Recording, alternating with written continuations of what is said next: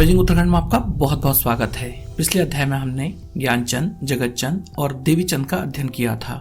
हमने सीखा था कि ज्ञानचंद ने सन 1699 में गढ़वाल पर आक्रमण कर बधानगढ़ को लूटा और वहां से वह नंदा प्रतिमा को लेकर आया था। उसने कई मंदिर और नौले बनाए और उसके द्वारा बनाए गए मंदिरों को देवल या द्योल कहा जाता था। उसके बाद जगतचंद अल्मोड़ा की गद्दी पर बैठा। जगतचंद उचित राजस्व प्रबंधन के माध्यम से 3 करोड़ की राशि एकत्रित करने में सफल रहा और इस प्रकार वह सबसे अधिक धनवान चंद शासक सिद्ध हुआ। उसका पुत्र देवीचंद अपने बेटों के कार्यों एवं योजनाओं के कारण प्रजा के मध्य अलोकप्रिय हो गया और वह चंदों का तुगलक कहलाया। उसने मुक्त हस्त से धन का अपव्यय किया और अंत में अपने अधिकारियों के षड्यंत्रों का शिकार हुआ। यद्यपि उसके गुरु हर्षदेव पुरी ने उसको बचाने का प्रयास किया, किंतु उसके अधिकारी माणिकचंद गैड़ा तथा पूरनमल गैड़ा ने तराई में स्थित देवीपुर में उसकी निर्ममता पूर्वक हत्या कर दी। सन 1729 में देवीचंद मारा गया और उसके स्थान पर अजीत चंद अल्मोड़ा की गद्दी पर बैठा। आज हम अजीत चंद तथा उसके उत्तराधिकारियों का अध्ययन करेंगे।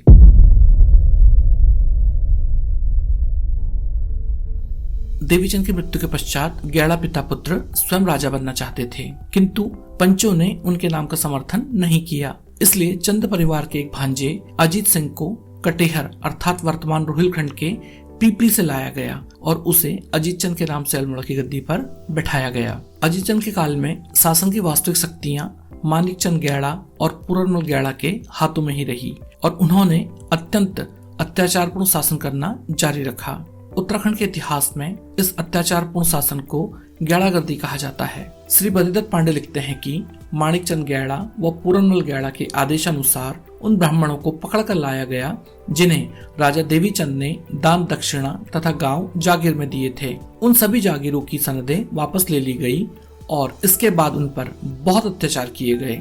इसके फलस्वरूप उन लोगों ने समस्त धन ही नहीं लौटाया, अपितु उनके अपने आभूषण, बर्तन, वस्त्र आदि भी जब्त हो गए। कहा जाता है कि उस समय दरबार व गांव में रोने के अतिरिक्त और कुछ न सुनाई देता था। गैड़ाओं ने इस प्रकार जब्त किए गए धन एवं अन्य वस्तुओं को सुरक्षित रखने के लिए एक अनोखा किंतु क्रूर मार्ग चुना। धन, आभूषण एवं नकदी की अलग अलग सूचियां बनाई गई। इसके बाद श्रमिकों की सहायता से उन सभी वस्तुओं को वन में पृथक पृथक स्थानों पर गाड़ दिया गया। इसके बाद इन श्रमिकों की हत्या कर उन्हें भी गाड़ दिया गया ताकि किसी अन्य को इस धन का पता न चल सके।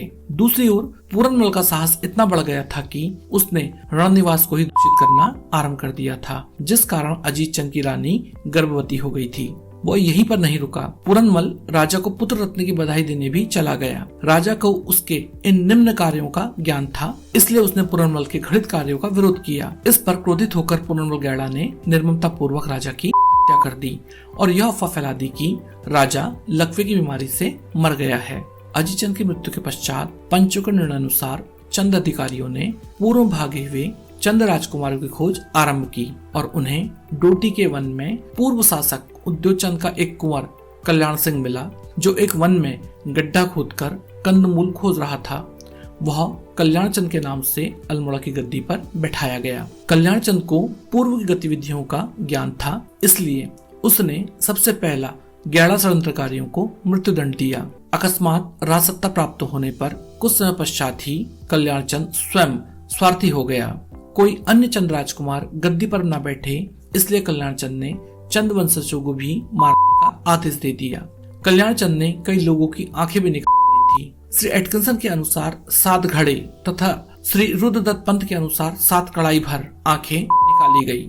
लोगों ने भी इस आदेश का लाभ उठाते हुए अपने शत्रुओं को चंद वंश का बताकर राजा से मरवा डाला। निर्धनता से अकस्मात शासक बनने के कारण कल्याण चंद इतना बड़ा पद संभाल न सका, इसलिए शीघ्र ही वह विलासी जीवन में डूब गया। कल्याण चंद के काल की सबसे महत्वपूर्ण घटना रोहिलों के 2 आक्रमण थे। रोहिला आक्रमण का कारण कुंवर हिम्मत सिंह रौतेला की हत्या थी।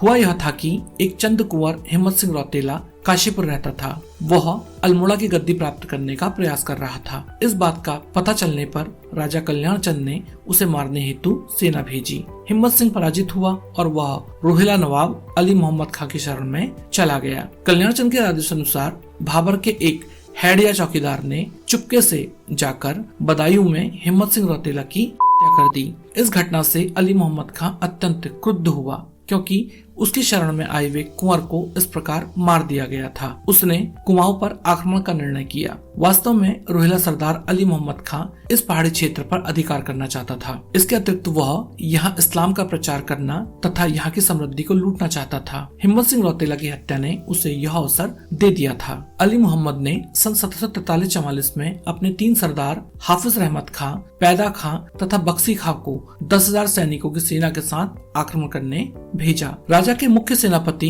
शिवदेव जोशी ने राजा से धन की मांग कर रोहिलों को पराजित करने का दावा किया, किंतु चाटुकारों के प्रभाववश राजा ने उसे पर्याप्त सहायता नहीं दी, जिसका परिणाम यह हुआ कि रोहिलों ने शिवदेव जोशी को रुद्रपुर के युद्ध में पराजित किया। इसके बाद रोहिलों ने भीमताल के निकट छकाता परगने के विजयपुर पर अधिकार कर लिया। चंद सेना विजयपुर पहुंची किंतु पराजित हुई। भागते हुए चंद सैनिकों ने रोहिलों को अल्मोड़ा पहुंचने का मार्ग दिखाया, जिसका परिणाम यह हुआ कि पहली बार मुसलमान सैनिक अल्मोड़ा तक पहुंच गए थे।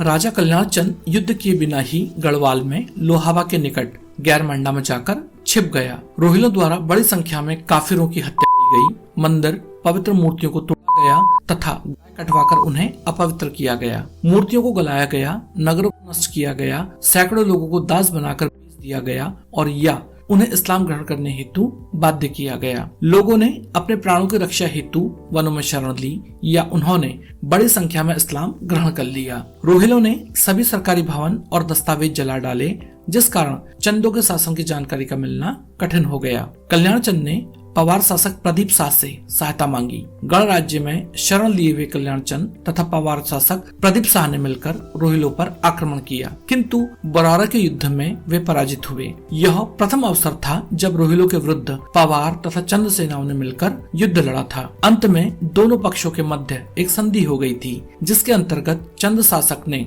युद्ध की क्षतिपूर्ति के रूप में 3 लाख रुपए तथा कर के रूप में 60,000 रुपए वार्षिक रोहिलों को देना स्वीकार किया। यह भी निर्धारित हुआ कि पवार शासक चंदों को सहायता न देगा। 3 लाख रुपयों की राशि गढ़वाल के शासक प्रदीप शाह से उधार लेकर रोहिलों को दी गई। ठंड सहन न कर पाने के कारण रोहिला सेना 7 माह पश्चात वापस लौट गई। एक छोटी सेना बाड़ाखोरी अर्थात वर्तमान काठगोदाम में रख दी गई। रोहिलों के जाने के बाद वनों में भागी हुई प्रजा वापस अपने घरों में लौट आई। इस पराजय से कल्याण चंद को पछतावा हुआ। उसने प्रजा को वचन दिया कि ऐसी गलती पुनः न होने दी जाएगी। उसने अपने महल तथा किले का जीर्णोद्धार भी आरंभ किया।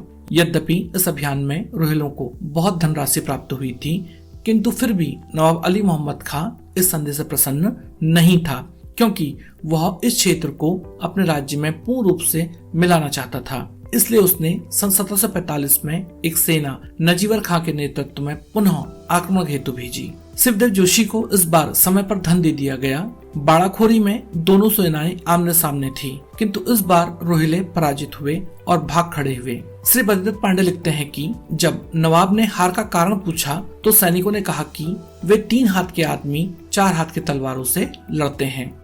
रोहिलों के अत्याचारों की शिकायतें मुगल दरबार में पहुंचने लगी। कल्याण चंद ने भी पंडित शिवराम पांडे को इस हेतु मुगल दरबार में भेजा। बादशाह ने स्वयं रोहिलों को दंडित करने का निर्णय लिया। जब बादशाह का काफिला संभल पहुंचा तो कल्याण चंद ने स्वयं बादशाह से मिलने का निर्णय किया। रोहिलों की लूट के कारण राजकोष में धन का अभाव हो गया था, अतः राजा ने बिनसर महादेव के सोने चांदी के बर्तन और आभूषण ऋण के रूप में लिए और उनसे सिक्के ढाले गए। इसके बाद राजा कल्याण चंद ने बादशाह से भेंट की। बादशाह ने रोहिलों के विरुद्ध कार्रवाई की और कटिहार एवं चंद शासकों को उनके क्षेत्र लौटाने का आदेश दिया। वापस लौटकर कल्याण चंद ने तराई के प्रदेशों पर यथाशीघ्र अधिकार करने का कार्य शिवदेव जोशी को सौंपा। दोस्तों, अवध का नवाब कल्याण चंद से अप्रसन्न हो गया था, क्योंकि कल्याण चंद ने मुगल बादशाह से भेंट के दौरान उससे भेंट नहीं की थी। अतः उसने सरबरा परगने की मालगुजारी शेष होने के कारण उस पर अधिकार कर लिया और उसे तेजूगौड़ के अधीन रख दिया था। शिवदेव जोशी ने पत्र लिखकर नवाब को मनाने के कई प्रयास किए, किंतु सभी प्रयास असफल रहे। अंत में शिवदेव जोशी ने तेजूगौड़ के विरुद्ध अभियान किया, किंतु इस अभियान में शिवदेव जोशी पराजित हुआ और उसे कैद कर लिया गया। वह 1 वर्ष तक कैद रहा। जब राजा कल्याण चंद ने इसकी शिकायत मुगल बादशाह से की तो मुगल बादशाह के आदेश पर नवाब ने शिवदेव जोशी एवं सरबना परगने को मुक्त किया। मुक्त होने के बाद शिवदेव जोशी ने तराई एवं भाबर का उचित प्रबंध किया। उसने रुद्रपुर एवं काशीपुर में एक एक किले का भी निर्माण कराया।